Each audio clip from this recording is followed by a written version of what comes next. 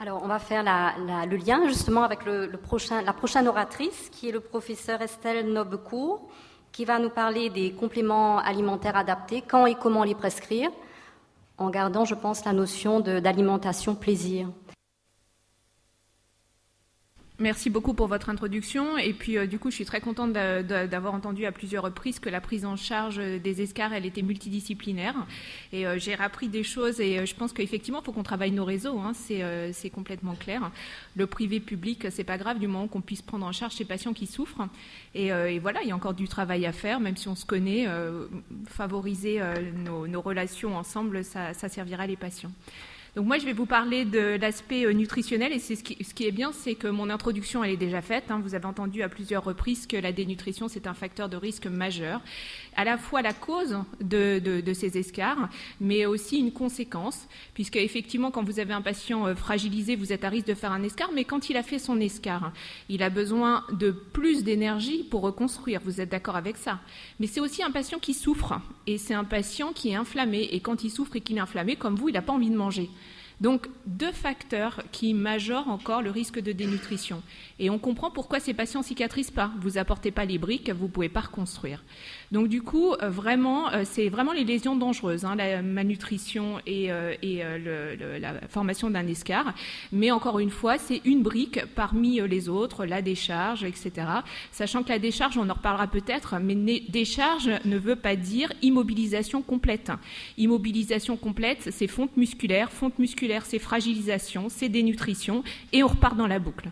Et quand j'étais juste jeune interne, on était super contents parce qu'on avait les patients hospitalisés, perdaient du poids, donc ils équilibraient peut-être leur diabète, ils cicatrisaient pas, mais on se disait au moins ils ont perdu du poids, ils sont obèses. Résultat des courses, on les dénutrissait, ils cicatrisaient pas et on leur faisait plus de mal que de bien. Donc les choses changent et c'est bien.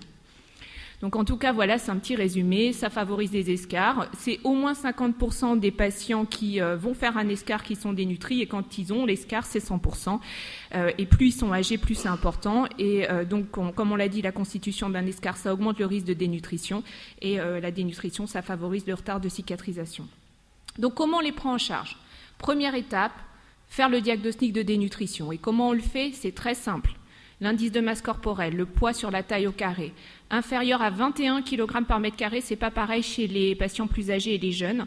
Le diagnostic de dénutrition, vous le faites chez les sujets âgés dès que l'indice de masse corporelle est inférieur à 21 kg par mètre carré. Chez les plus jeunes, c'est 18,5. La variation du poids. Un poids en lui-même, c'est pas intéressant. Le poids, par contre, à 6 mois d'intervalle ou 1 mois d'intervalle, un poids qui diminue, c'est un excellent marqueur. Et franchement, je pense que pour moi, c'est un des marqueurs les plus importants. Les ingestats, oui, il faut l'aide de la diététicienne, mais on va voir comment les évaluer. Et les marqueurs biologiques, ils ne sont pas très pertinents et je pense que dans les recommandations à venir, ils vont disparaître. Parce qu'effectivement, vous avez une CRP élevée, votre albumine et préalbumine sont ininterprétables.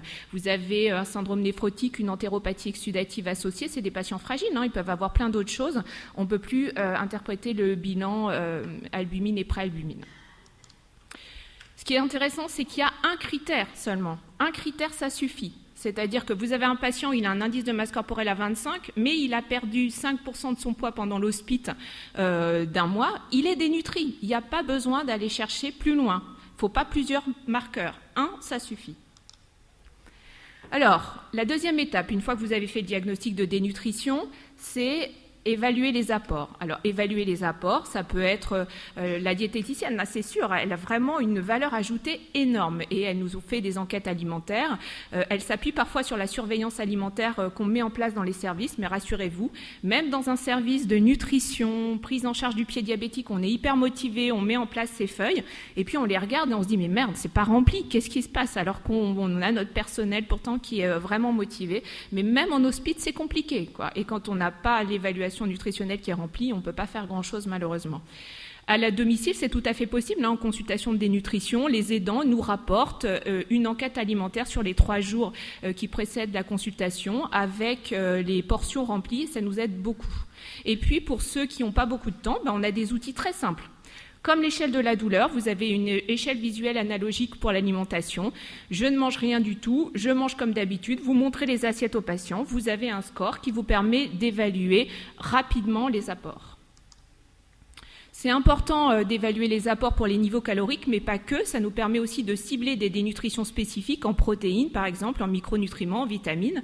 Mais ça nous permet aussi d'avoir les goûts des patients. Un patient dénutri, pas de régime. Le régime diabétique, il est dénutri, donc c'est pas le moment.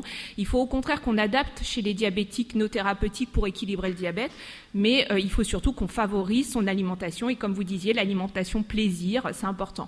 Après, il ne faut pas qu'il passe non plus son temps à manger des sucreries, ça ne va pas l'aider à cicatriser, mais en tout cas, il faut favoriser les aliments qu'il aime. Et l'hydratation, vous avez vu que la déshydratation, c'est aussi un facteur majeur. Donc, ce n'est pas que les calories, c'est aussi ce que boivent les patients. Et encore une fois, c'est des patients qui n'ont pas la soif, forcément, et qui se déshydratent très facilement. Alors, la troisième étape, donc on avance, c'est les besoins. Donc, on a évalué l'état nutritionnel, on a vu les apports. Maintenant, il faut connaître les besoins pour les mettre en adéquation. Les besoins minimums chez un sujet grabataire qui va bien, qui n'est pas infecté, qui n'est pas agressé, c'est 20 kilocalories par kilo et par jour. Et pour les protéines, c'est 1,3 à 1,5 grammes de protéines par kilo et par jour. Ces besoins doublent au minimum chez des patients qui sont alités mais agressés. Et donc les besoins peuvent aller jusqu'à 40 à 45, c'est beaucoup, kilocalories par kilo et par jour, suivant l'intensité de l'inflammation. Et il y a aussi une augmentation des besoins en protéines. Donc, comme je vous ai dit, ces besoins ils sont conditionnés par l'âge. Un sujet âgé, pour cicatriser, va avoir besoin de plus d'énergie parce que sa déperdition énergétique elle est plus importante qu'un sujet jeune. L'intensité de l'agression, la mobilité du patient, je vous rappelle, on doit la favoriser, la mobilité du patient. C'est vrai que je vous disais, nous, quand moi j'étais interne, on disait les plaies diabétiques, décharge, on les voyait alités, ils ne bougeaient pas dans un lit pendant un mois et demi. On voyait fondre leur quadriceps, c'est vraiment hyper visible. Un patient, vous l'hospitalisez pendant 3 semaines, il ne bouge plus, il n'a plus de quadriceps. Et ce n'est pas une bonne chose. Vous avez vu l'expérience de Thomas Pesquet qui revient de la Lune. Ce n'est pas une bonne chose d'être complètement dénutri et d'avoir perdu ses muscles. Et puis l'état antérieur du patient. Il ne faut pas attendre qu'il soit complètement dénutri. Un patient qui est déjà dénutri, qui fait un escar et qui se dénutrit, c'est ultra compliqué. Je pense que tous ceux qui prennent en charge les escars courent après l'état nutritionnel et c'est plus compliqué que quand on prend en charge les choses tôt. Donc une fois qu'on a tous ces éléments, on a un bel arbre décisionnel qui a été fait par la SFNEP. Et ça paraît compliqué comme ça, mais finalement c'est simple. Vous avez les 3 éléments dont on en parlait, l'état nutritionnel, vous avez les ingestats et vous avez les besoins. Il n'y a pas de dénutrition, ils mangent bien, les ingestats égalent les besoins, on surveille. Et on surveille, c'est le poids une fois par semaine. Et encore une fois, même dans nos services, on voit des fois les pancartes où on n'a pas, même pas une fois par semaine le poids. Mais bon, c'est important. Si vous avez des ingestats bas, le patient il n'est pas dénutri, mais il a du mal à manger, il est infecté, il est douloureux, ça passe pas, et bien dans ces conditions, il ne faut pas attendre qu'il se dénutrisse. Tout de suite, il faut enrichir l'alimentation. Si vous avez déjà fait le maximum au niveau de l'enrichissement, on passe aux compléments nutritionnels oraux et on surveille. Si on surveille et que malgré tout, il se dénutrit, on passe au support nutritionnel. Et la nutrition entérale, c'est celle qui doit vraiment être favorisée. C'est exceptionnel d'avoir une nutrition parentérale, c'est vraiment quand le tube digestif n'est pas fonctionnel. Le patient est déjà dénutri, il est infecté, dans ces conditions, on passe la seconde. Même si ses ingestats sont bien, on enrichit, on met des CNO. S'il n'arrive pas à assurer ses besoins, il n'arrive pas à manger parce qu'il est infecté, etc., on met en place le support nutritionnel avec la nutrition entérale qu'on favorise. Et quand la dénutrition est sévère, on va directement au support nutritionnel. La nutrition entérale, ça se met sur une petite sonde nasogastrique. On a l'impression que ça gêne les patients, mais on le fait vraiment souvent. Les patients le tolèrent bien, ça se fait à domicile. Et il y a vraiment des prestataires qui font ça très très bien avec des suivis nutritionnels à domicile. Donc, en général, si vous prévoyez juste un support nutritionnel pour guérir un escar et que ça dure moins de 4 semaines, ça se fait sur sonde.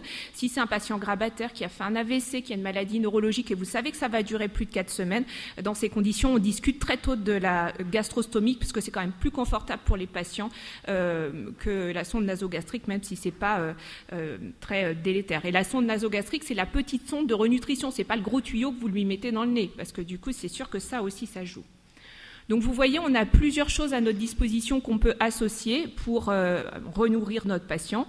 Et bien sûr, ça dépend de pas mal de facteurs. On va passer pour voir finalement les solutions d'enrichissement.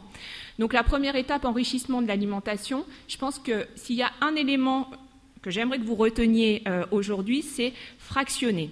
C'est-à-dire que c'est bien d'enrichir, mais le patient, il ne peut pas manger plus que ce qu'il va pouvoir manger, même si vous lui donnez des aliments à très haute densité calorique.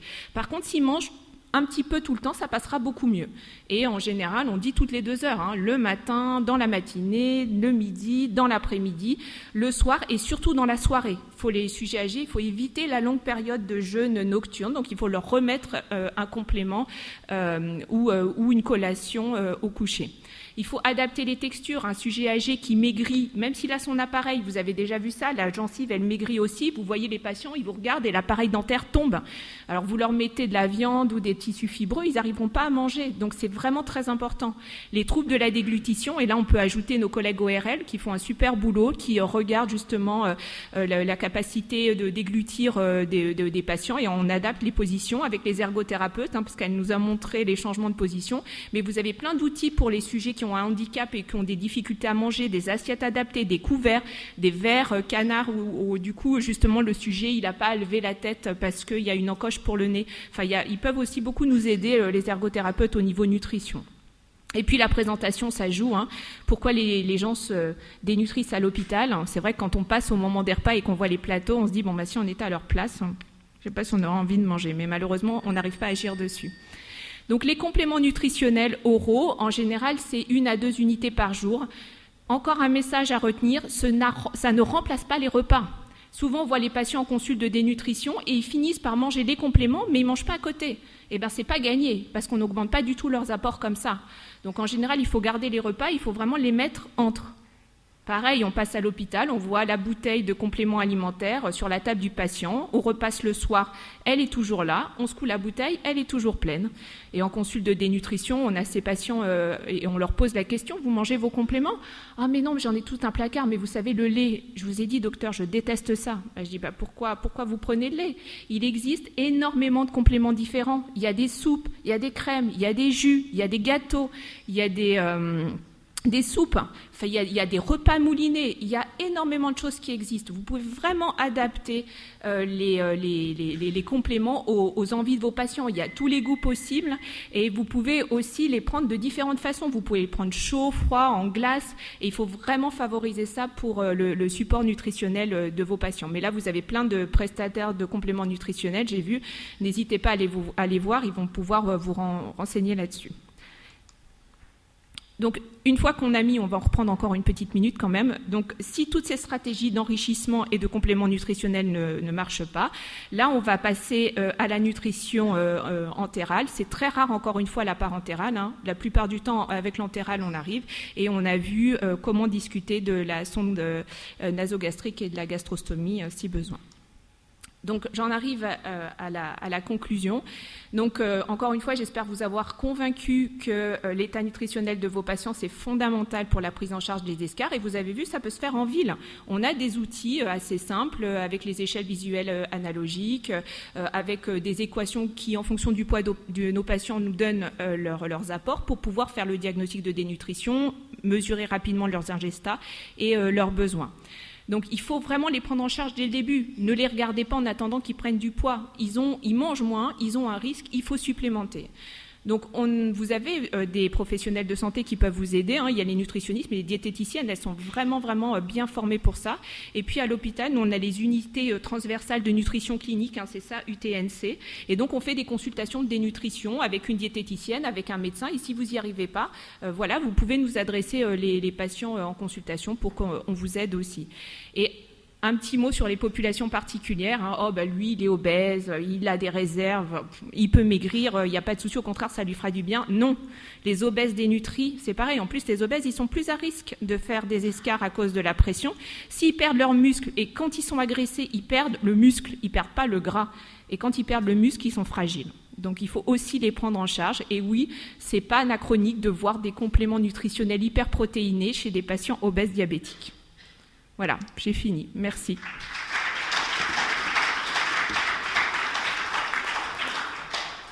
Merci pour cette présentation très intéressante. Est-ce que vous avez des questions?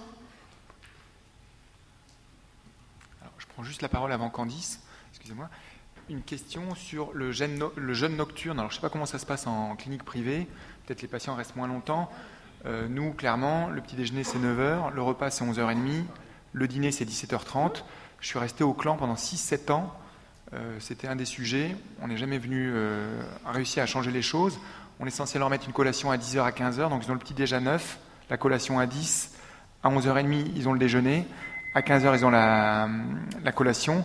À 17h30, ils ont le repas. Grosso modo, on fait à 18h, 9h. Ils ne mangent rien. C'est 15 heures de jeûne nocturne. Ah, mais ça a été ultra démontré que c'est extrêmement délétère chez les sujets âgés et que ce jeûne nocturne, ça favorise la dénutrition. Mais je suis d'accord avec toi, c'est comme le clan où tu essayes de favoriser des repas adaptés, agréables, dans des supports qui vont donner envie aux patients de manger. Mais on voit très bien qu'ils se dénutrissent, nos patients. D'ailleurs, on est content parce que ça équilibre leur glycémie au début, mais on sait très bien que on a un effet qui est au contraire délétère sur l'évolution des pieds. Et malheureusement, moi je suis pessimiste pour l'hôpital public. Avec tous les moyens et les restrictions, on n'arrive pas à faire avancer ces choses simples. Donc qu'est-ce qu'on fait? On demande aux familles à amener le plat des patients qui leur plaît, donner leur décollation, on les met dans les chambres et puis donc du coup on encourage les infirmières de nuit à faire prendre les collations aux patients. Mais tu vois, même en étant dans des services où on est spécialisé et orienté vers ça, on a du mal. Alors, merci Estelle. Effectivement, je trouve que la prise en charge nutritionnelle, c'est souvent un peu le parent pauvre de la prise en charge des plaies. Alors, on arrive souvent après la bataille et c'est dur à rattraper après. Je pense qu'il faut aussi insister avec les patients en termes d'éducation, parce que justement, ils se disent qu'il faut absolument qu'ils guérissent, donc il faut qu'ils soient bien équilibrés sur le diabète. Et ils se disent c'est le moment de faire mon régime, comme tu disais, diabétique, et il faut bien leur expliquer que non, au contraire, c'est le moment où ils doivent bien manger et manger suffisamment pour couvrir des apports. Il y a une explication à faire, les patients ils ne sont pas forcément prêts à ça. Moi j'avais une question par rapport à l'apport en protéines. Tu as mis des ratios de protéines, on a souvent des patients qui sont néphropathes. Et du coup on est embêté pour conseiller sur l'apport nutritionnel avec nos diététiciennes. Qu'est-ce qu'on mettrait comme proportion chez des néphropathes ? Ah oui, c'est tout à fait la question. Alors après, jusqu'à 30 millilitres, 15 millilitres de clairance, on les supplémente, on leur met un régime hyperprotéiné, entre 15 quand ils sont en pré-dialyse, c'est le souci, quand ils sont en dialysé, c'est plus un problème. Donc voilà, mais effectivement, il y a toujours cette période entre 0 et 30 millilitres par minute de clairance où on se dit, de toute façon, c'est des périodes, moi la période où ils sont en pleine plaie, inflammatoire, etc. Donc je les mets en hyperprotéiné et le contrôle des facteurs de risque à côté pour le rein. Après voilà, c'est des discussions qu'on a avec les néphrologues, mais la dénutrition elle n'est pas bonne pour le rein non plus. Donc voilà, c'est toujours une question d'équilibre et de quel côté de la balance on va se situer. En tout cas, c'est important quand même ce que tu dis, c'est-à-dire que moi j'ai quand même été élevée jeune interne avec, oui, les patients, il faut qu'ils perdent du poids et on était contents. Je me souviens, dans le service, quand j'étais interne, on était content de voir les 4 kilos en moins pour le patient hospitalisé pour plaie de pied. Et quand je suis 5 ou 6 ou 7 ans plus tard, à la fin de mon clinica, on mettait des sondes nasogastriques dans le nez des sujets obèses, justement qui avaient une plaie, pour éviter de leur faire perdre du poids. Donc les choses changent, mais effectivement, ça reste dans l'imaginaire des patients. Et l'autre chose aussi qui est compliquée, c'est vrai que c'est l'équilibre du diabète avec l'alimentation, parce que le patient va paniquer quand il va voir son diabète déséquilibré, donc il va avoir tendance à reprendre son régime, comme il dit, justement, et pas se faire plaisir et favoriser la dénutrition à cause des glycémies. Mais c'est là où nous, diabétologues, il faut qu'on mette le paquet, et c'est là où nous, on doit s'adapter aux patients. C'est à nous d'adapter les traitements et de mettre peut-être plus d'insuline et de faire plus d'insuline rapide et de faire passer les infirmières à différents moments ou mettre des insulines, au contraire, comme a montré Yoga Thirapathy hier ou avant-hier, des insulines qui sont moins puissantes et qui ont des pics plus plats, justement pour qu'on puisse couvrir des périodes de 4 à 6 heures sans pic et sans défaut au bout de 4 heures, pour qu'on puisse couvrir comme ça les 4 heures de façon assez plate et laisser nos patients manger leur collation de façon tranquille, quoi. Nous avons une dernière question, qui est une question sur l'ordinateur. Donc, dans le cadre de l'insuffisance cardiaque chronique, beaucoup de patients sont dénutris par l'œdème sur l'œdème intestinal par défaut d'absorption. Comment peut-on améliorer la prise en charge nutritionnelle ? Non, mais c'est clair que l'insuffisance cardiaque, c'est un risque de dénutrition et c'est ce qu'ils appellent le paradoxe d'ailleurs, c'est-à-dire que quand on est obèse et insuffisant cardiaque, on vit plus longtemps que quand on est avec un indice de masse corporelle dans les normes et pas insuffisant cardiaque. Donc, et là aussi, on a du mal parce que c'est des patients qui ont du mal à respirer, donc essayer de respirer et manger en même temps quand il y a des difficultés, c'est vrai que c'est compliqué. Et ben, on a exactement la même stratégie et oui, chez ces patients-là, on peut leur proposer quand ils sont poussés, quand ils ont du mal, quand ils sont dénutris, qu'on n'arrive pas à remonter la pente, on va assez rapidement à la sonde nasogastrique parce qu'ils ont moins d'efforts à faire, ça les soulage, ça leur permet de guérir, ça leur permet d'avoir les apports protéiques nécessaires et une fois qu'ils ont passé ce cap aigu, on enlève la sonde et ça repart. Merci.